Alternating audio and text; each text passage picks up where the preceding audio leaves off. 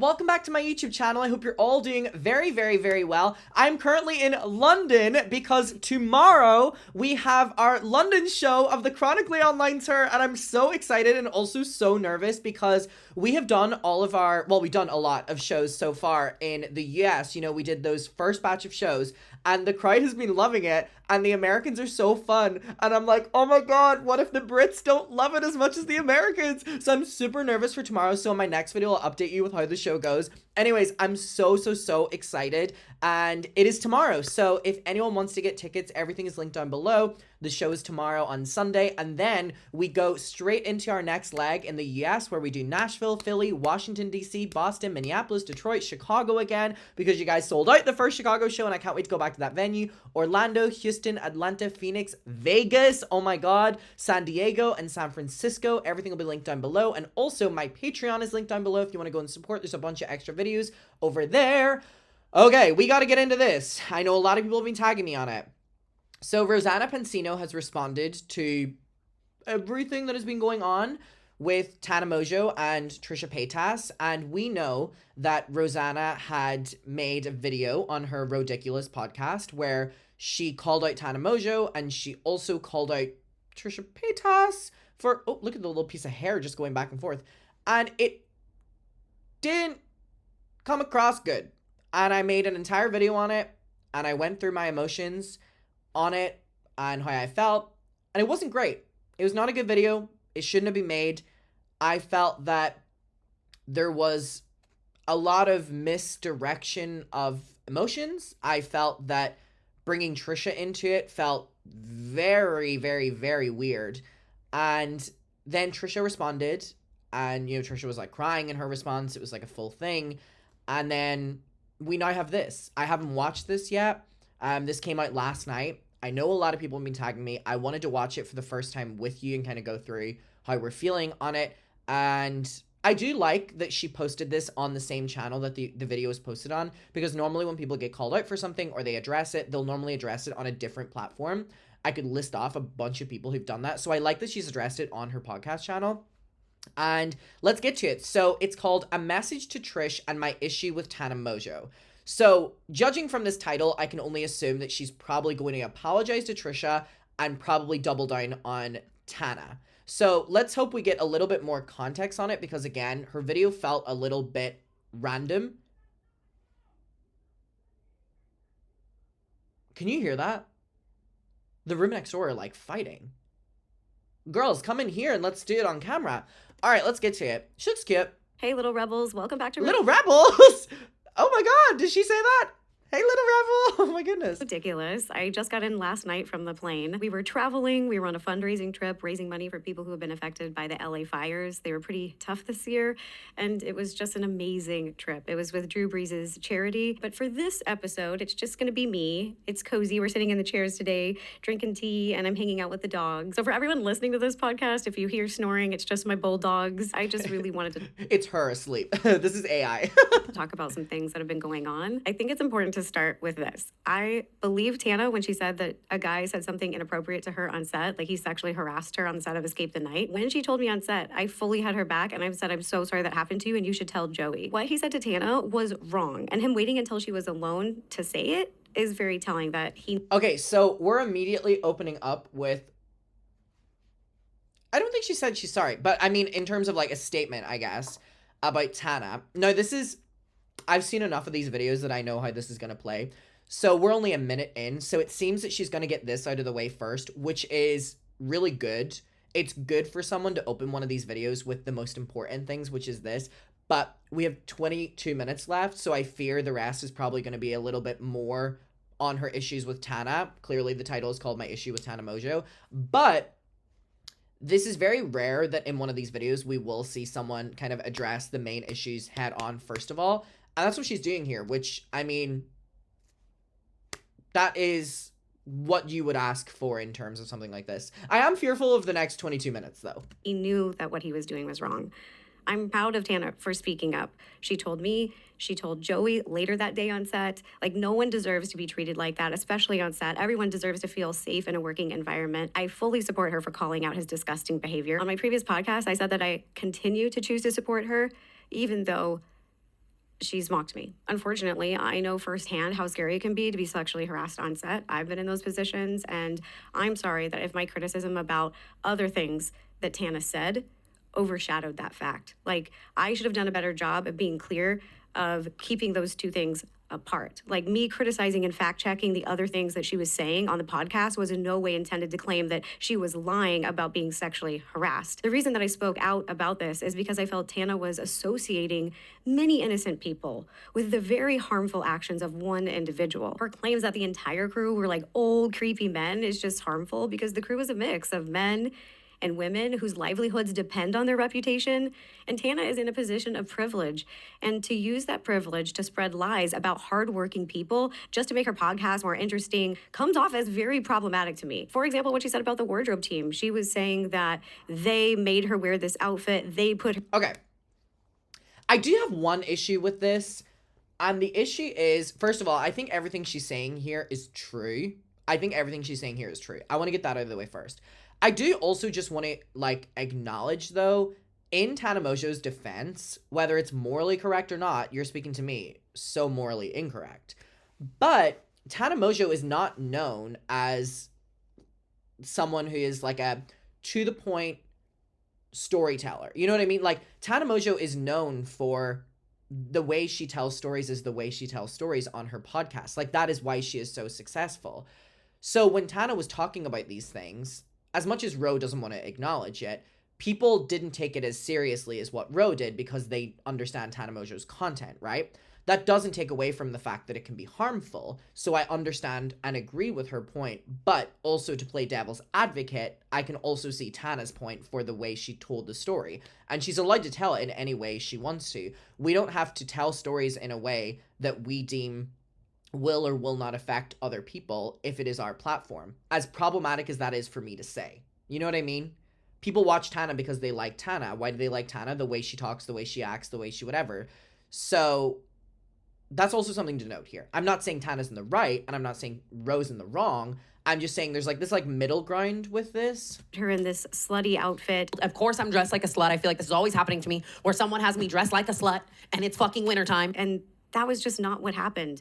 They were really nice people. They provided multiple options. Joey gave us full free range to wear whatever we wanted. We could even bring outfits from home. And the wardrobe department provided her with 5 different outfit options, and she got to choose which one was her favorite.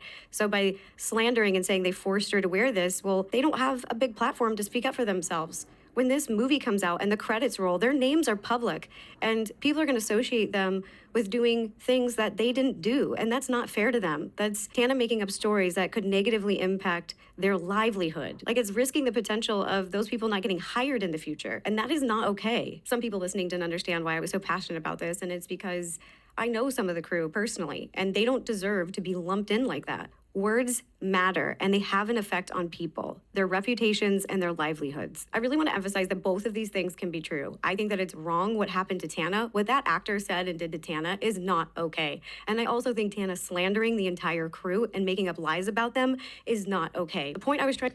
Also do just want to clarify that just because it was Ro's experience doesn't mean that Tana also had the same experience. I was not on set. You were not on set, so... somewhere for us it lies in the middle where we actually cannot comment on who is right and who is wrong. You know what I mean? Who's telling the truth, who's not? I don't know. Everyone has a different experience. We weren't there, bitch. So there's very little I can say on this other than just listening to it. Trying to make in the last podcast are both things are not okay. Trish even said that she's never seen me like this before, and that is because I'm really hurt. This, what I'm about to talk about right now, is a separate issue. It has nothing to do with Escape the Night or being on set. Canceled podcast, Tana talked so negatively about how I honored my dad that it triggered me. I still deeply feel the loss of my dad, and for her and Brooke and Paige to put it out there that it was illegal, insinuating that I'm a criminal and that I was a cannibal, completely devastated me. Like, I thought Tana and I were friends. We've known each other for so many years. We've worked on projects together. I messaged her. I have looked to her for advice. Like, I literally invited her to my nephew's birthday. Like, I have just never been through something like that. And I don't think that I have ever felt this upset. Like, I snapped. I'm gonna pause right here and just play some of the clips of her mocking me, calling me a cannibal, and reducing me to nothing more than a YouTuber who smoked her dead dad. Like at 9:30 in the morning, I'm standing there like, fully ready, like in a fucking gown. And I'm having a YouTuber tell me that their parent just passed away and they turned their ashes into marijuana and then they smoked their parent. And I'm like, it's 9:30 in the morning and I'm downtown and this YouTuber is telling me about how they smoked their dead parent. Is And that against the law? That's like cannibalism. I in don't some know, dude. Way, shape, or and form. I'm just like, geez Louise, what did I rope myself into, right? What do you mean I'm being chained to the ceiling in a meat freezer in a gown right now at 9 a.m. downtown and this YouTuber just smoked their dead parent? What do you mean, okay? It's hard for me to talk about this. I'm just extremely still sensitive about Okay, here's the thing. This makes sense and this is like fully valid. You know? Of course, if you were in Ro's position, that is incredibly hurtful and crosses a line of a boundary, specifically when it's talking about your family or talking about your family who are no longer here. And again, also to kind of play both sides here, and keep in mind, I really like Ro, and I have met Ro, I've filmed with Ro, I've talked with Ro behind the scenes. I haven't done any of that with Tana Mojo. So if anything, I lean more so on Ro's side here. But to be journalist for a second, I'm not a journalist, by the way. Somewhere in the middle here lies that Rosanna Pansino, yes, smoked her dad, and that is a shocking statement to anyone, right? However, her title of the video is I smoked my dead dad or something like that, right? That is, to a lot of people, a shocking statement. But when you watch the video, you realize that it's not her just smoking her dad. And you also realize the way it's done. And it's actually very beautiful. And you also realize that it was one of his wishes, which is really beautiful. And you realize in the video, she films it with her mom and her sister. Mom? Oh my God, I need to get out of America. Her mom and sister. And it's a really beautiful moment. It was a really, really, really beautiful video. And if you haven't watched it and you are hearing all this, I would suggest you go and watch it. Because again, a shocking statement is, I smoked my dead dad. Or I smoked my parent. Whatever her title is. That is shocking. She titled it that for a reason. She's a YouTuber. It was her first episode. We get it. So, somewhere in the middle here lies that Tana Mojo was told that Rosanna smoked her dead dad, which is exactly what Rosanna titled the video. And then here also lies Rosanna, who didn't smoke her dead dad the way that when you hear that, you know what I mean? When you watch the video, you understand it, planting and the plant and everything, right? So there's somewhere in the middle here. If we take all emotions of everyone aside, and then that's it. Now, I do lie more so with Ro in this, just on the basis that with losing a family member, losing a parent, and someone making fun of you for the way that you've dealt with that, or the way that you've processed that, or the way that you're fulfilling your father's wishes. And that's my stance on it. I also acknowledge that Tana Mojo being told that statement and then repeating it is a shocking statement then and when she's telling it again. I'm trying to be as respectful as possible here and also be as fair as possible. Because in every video I make about Ro, people are like, you're so up her ass, whatever like that. I promise you I'm not. I promise you I'm not. So, there's where I lie with this. I'm on Ro's side because when you watch the video, you understand. And it's really, really, really sweet and wholesome, actually. With Tana, being told this and then repeating it is as shocking both times. Because it's a shocking statement. You know, regardless of how wholesome whatever, saying I smoked my... What is her title? I don't want to misquote her here. I'll look it up on my phone. Rosanna... It's on the Rodiculous podcast. Love that name, by the way. Smoking my dead dad. Girl. You know what I mean? But I would really recommend watching the video if you haven't watched the video, because then you see what it actually is, what the video actually is, and it's so sweet. But the video is titled Smoking My Dead Dad. So I am on her side with this over Tana's, by the way. I'm just clarifying that, like, there's a lot of, you know. About this, but for me, it crossed a line. That's my dad. And that's so fair. When you're vulnerable and you open up and you share intimate details about your life with the public, like, you expect random people to be judgmental, but not your friends. It may not be something that they would do, but I wouldn't expect them to be mean or mock me. They were laughing at me and calling me a cannibal. A cannibal? I honestly don't understand why Tana didn't just talk to me, like, if I was annoying her, instead of blasting it on the internet on multiple podcasts. She didn't just go on one podcast. She went on multiple podcasts and mocked me over and over and over again for views. She may not understand this, but people have been harassing me since I uploaded the first episode of my podcast. Just to give you guys an understanding of some of the judgmental comments that I have been receiving for months, I'm just gonna play a clip right here. It's of these three guys. They have a podcast where they usually just talk about sports, but they took a break from talking about sports to shit all over me and say some of the meanest, judgmental, and just, it's beyond cruel. Like, some of the things that they said is like, my dad deserved to die and shit like that. Like, it's just like straight up evil. To me, that's a little bit over the top. Why wouldn't you just like roll one up and smoke it in his honor, I guess? I mean, one, you're growing weed at your house, so I hope the authorities have berated that studio and got taken care of that. Yeah, you deserve to go to jail. This is a jail time thing for me. Really? Your jail time are 6 months under supervision of some authority. You know, I just don't know how we got here. I just don't. At what point does it come to your head? You know? First of all, I'm the first person to say straight men should not be allowed to have a podcast. If you're a straight man, take that microphone off of him. You know what? When I die, Smoke me. Smoke me. Daughter, smoke me. That guy was a cult leader. 100%. Some people are better off dead. I mean, it's just the truth. It might hurt some feelings, but, you know, they just are. Well, I mean, I just think his dying wish was terrible. I don't know if he did, you know. Well, I wouldn't say that. Well, I think that's if that's your dying wish, I mean, how great was your? I mean, what, I don't know. I mean, they spread information and said what I did was illegal. It's Again, straight men should not have a podcast. not. They said my dad was a cult leader for doing this. They said he deserved to die. I understand that this is not a clip from Tana, but it's three friends, like her three friends sitting around, and they're saying something that's in the realm of these hateful people. It's even within the realm, like they're saying it's illegal. They're insinuating I'm a criminal for it. They're saying I'm a cannibal. Like, the judgmental tone of that video, it broke my fucking heart. And I think I just snapped and I just saw red. And I think Tana hit below the belt. Like, you do not mock your friend's dead dad. That is hurtful and that is mean. Just fucked up.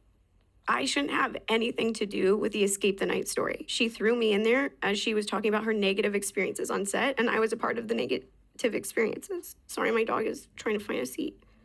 She's scratching around in her seat. This is why you have dogs. Sometimes they'll just like do silly things and they'll make you laugh, and like they'll turn a sad day into a good one. It's been a weird week, and I just want to say thank you, because I've seen thousands of comments on T channels that have been supportive of me and understanding of why I feel the way that I do. Sorry. Even people who don't agree with everything that I say, they at least are being supportive and understanding of why I feel the way that I feel. Like, they get it. And I just want to say thank you, because this just sucks. People are like, well, you made a video to talk about her. Yes, in response, because she did it first. A lot of Tana's followers who just follow her blindly through everything that she does, they were saying, well, Tana wasn't mocking you. She didn't use you by name. What other famous YouTuber has done what I did? It's a very unique thing. It's not hard to figure out. You know the tone, but you can see right through it. I'm not the only person who thought that this was messed up. There was other comments. Okay, here's the thing. Her saying, like, she didn't mention my name, but, like, obviously I'm the only, what other famous YouTuber has done this? I think that also is part of the reason that Tana keeps bringing it up, which is, yeah, Ro is one of the only people that I've ever heard of doing this as well. But that, yeah, doesn't take away from the fact that having someone you would deem a friend, you know, keep bringing this up, and therefore your friends are making fun of that on the podcast. Ro is incredibly valid for this. Like, she's incredibly valid for her feelings here. And I can't even understand how she's feeling, and I can't even begin to imagine that. But that's not something to take away from her at all. Commentary channels who noticed it, clocked it, and said something. I'm going to play a clip right here of one of them. I don't think Rosanna deserves the slander, okay? She was just trying to make some conversation. Like, it's 9:30 in the morning and I'm downtown and this YouTuber is telling me about how they smoked their dead parent. Is that against the law? That's like cannibalism. I It's don't know, okay. June. Stop. Okay. And I'm just Okay, all of you stop it. I was That's like, not leave a thing. Rosanna Pansino alone. It was a touching, like it was Lily's hair is beautiful. a sweet gesture that she was. Cannibalism? Do you know Yeah. what cannibalism is? No, like ask Army. And Hammer. I just wanted to explain a little bit of why that made me feel so upset, and I hope you guys have a better understanding of that. And I totally get that not everyone will understand.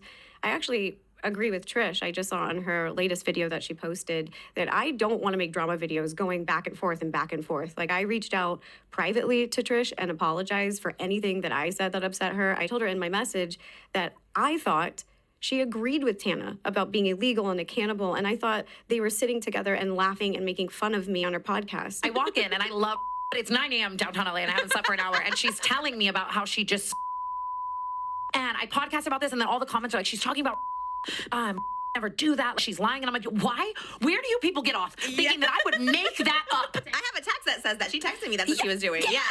But after hearing Trish's response, I believe her. I believe that she wasn't judging me or making fun of me. I'm not upset with Trish. I am upset with Tana. I also told Trish that I was sorry to Very valid. Very valid. hear about what happened to her downtown LA because I didn't know that information. She shared her deeper feelings about it, and then I shared my deeper feelings with her.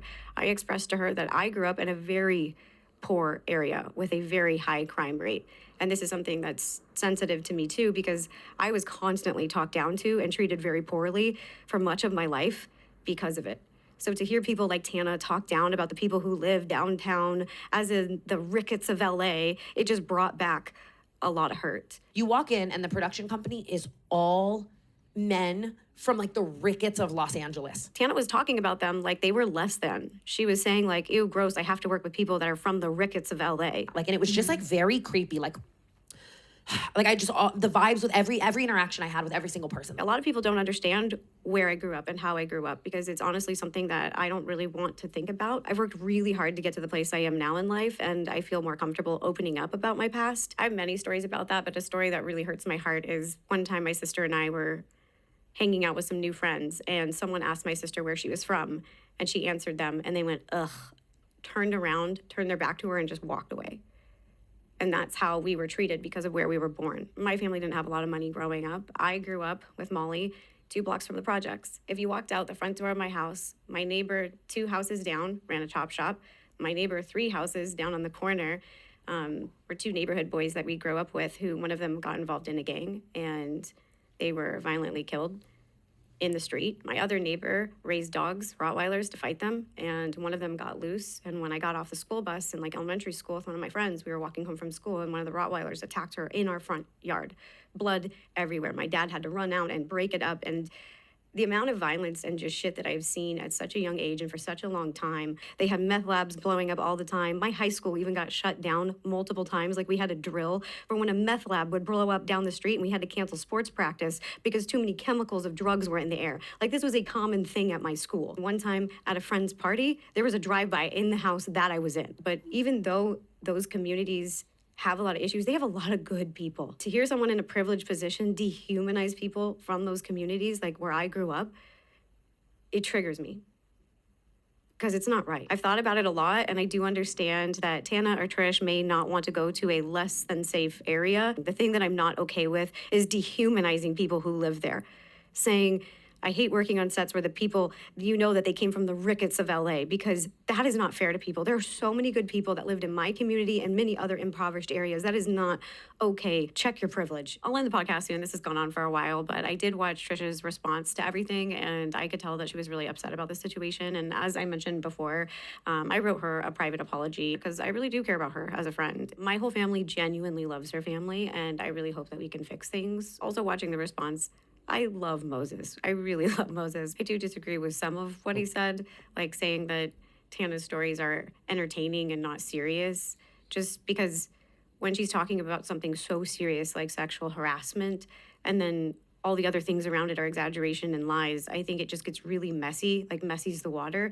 And I think that it's fine to be entertaining and embellish things if you're telling a story maybe about like a Thanksgiving dinner with your friends, something more lighthearted, or you're out at dinner or out at a nightclub, or, you know, those things are very harmless. But when you're talking about sexual harassment on your friend's production set and you're slandering the rest of the crew, which can get them fired, they can lose their jobs, their livelihoods, like that's how they feed their family. I think that there does need to be some separation between lies and exaggerating and embellishment and having a serious conversation about a serious topic and a serious issue. That was the point I was trying to make in my first video, and I definitely missed the mark. I'm just gonna reiterate it again. When Tana told me what happened to her on set, I believed her. Okay, this is great. And again, just to clarify, it's great that she's clarifying it now, but just to kind of circle back, in her first video, I mean, you know, with her accusing Tana of muddying the waters, I mean, she did that in her original video too. I think it's just human. I think it happens. I don't think anyone's at fault for it. I don't think Ro is. I don't think Tana is. Yeah.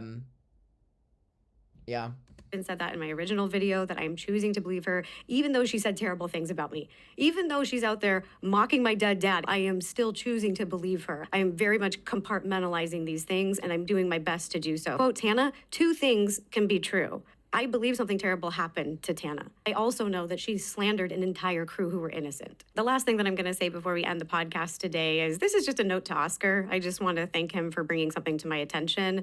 This is about a tweet that I accidentally hearted. I saw a clip of him talking about this, but he said that I had hearted a shady comment, and I just wanted to thank him for bringing that to my attention, because as soon as I saw that and I read through... Oof, this is backhanded. Yikes. Then I unhearted it, because that was an honest mistake. When the video came out, we were traveling back to the States. We were going between planes. I had not slept in a day. I am dyslexic. And when the video came out, there was comments coming in and forth, and I was literally in between flights hearting what I thought were supportive comments. And in this instance, I made a mistake. So then when I saw that, I was like, oh no, that's not what I meant. So Oscar, I just want to let you know, I own that mistake. It was an honest mistake. I skimmed it. I learned a lesson there, and it's one I'm never going to forget. I'm not going to be hearting things when I'm traveling and running from gate to gate on no sleep. Like, that is just not a good idea. And I fat-fingered a lot of things at the airport that day. I actually started following a bunch of my haters because I misclicked. I meant to mute them or block them, and I accidentally ended up following a bunch of them. So for those haters who I'm now following, yeah, that's why. Honestly, my team does a lot of my social media, and when I do it, it's usually a disaster. Another thing that I want to say is that I do agree with a lot of people saying that we should work on our relationship in private. I have a really large Italian family, and we get into fights and disagreements sometimes, which is challenging, but I am not one to throw away a relationship over a disagreement or a miscommunication. Like Trish said, we are closer friends off camera than we are on camera. We hang out more privately because our friendship is not focused on business or views. That's not what I care about. I hope that she knows that if she needed anything, even right now, I would be there in a heartbeat. I also keep it real with my friends. Like, if I'm with a friend at a restaurant and they're having a bad day and they snap at a waitress, I'm that girl who's gonna tell them, like, hey, that's not cool, knock it off, and you need to apologize. And I'm also that friend to give them a big hug and show compassion, because I can see that they're going through something. I don't hate people for making mistakes.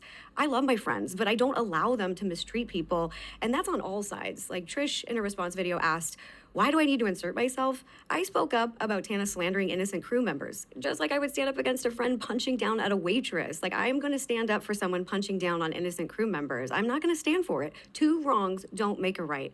It was wrong what happened to Tana on that set. It was also wrong for her to slander innocent members of that crew. And it hurts me to see Trish upset. I hate that. Like, in her response when she started talking about Colleen, she knows that I did not know about Colleen's behavior in any way or participate. The shit she was doing pissed me off. Colleen hid that. I also believe Rosanna completely on this Colleen thing, by the way. We've talked about this. I completely believe her in this.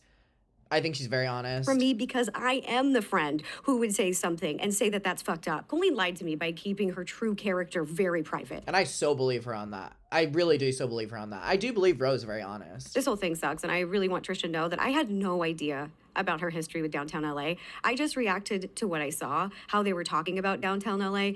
I just call it like I see it. I had no idea about her bad experiences and what she went through. If I would have known that, then I wouldn't have thought that was a snotty comment. And that's the only mean thing I said about Trish. I thought the comment was snotty, and now I know that that's not really her experience and her situation. I totally understand. I want people to know that I am proud of Trish and for her growth, and that she's also never seen my angry side, because 90% of the time I am a very happy person, but I'm also human. You know, I experience other emotions, sadness, frustration, anger. And I think that that's the first time that she's ever seen me angry, and I think it kind of knocked her off guard. Like, I've seen her angry in many videos many of times, and I understand it. Those are human moments. Those are human emotions and reactions. It happens. I just really hope that she can understand that I genuinely care about her, and I really want to work it out and fix things. And I agree with her. I don't want to go back and forth making these videos. I just think that this is stupid. And I also want to clarify that if anyone is talking about me on their channel, I have a right to speak up and express my feelings. Trish, I really want to get together and have a heart-to-heart and communicate our boundaries so that... I love her saying this on her video. She goes, I want to serve this all privately. Okay, Trisha, if you're watching... This never happens in the future. Never happens again. We do have a genuine friendship, and I think it's worth it. Okay. Lady Gaga did ASMR? Need to watch that. All right, okay.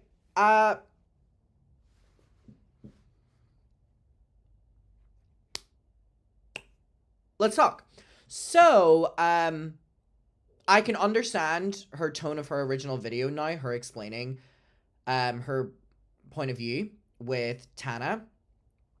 I do disagree on what she's saying about what Tana with the crew and stuff like that, because again, she can't speak for Tana's experience the same way Tana can't speak for her experience, so I do disagree with her on that. But to do with her dad and stuff, I completely agree with her on that. Completely agree with her on the Colleen thing when Trisha brought that up. You know, obviously, like, I really, really, really trust and believe Ro and what she has told me and what she said publicly. I do believe that she is a very honest person. And I think this video, getting it up really quickly, is great. I think putting it on the channel is great. I think overall the tone of it was great. I think overall, like, most of the points were really great. I think she did a good job with this. If I'm being honest, it's what people wanted and she gave it to them. And I don't think she could have done it necessarily in a better way. So congratulations, Ro. You had your first ridiculous scandal and you got yourself out of it. All right, muckers, I will see you in my next one. I hope you're all doing very well. Again, tour tickets are on sale. London, I will see you tomorrow, bitch. And also, Patreon is linked down below. I will see you all very later, and goodbye. Mwah.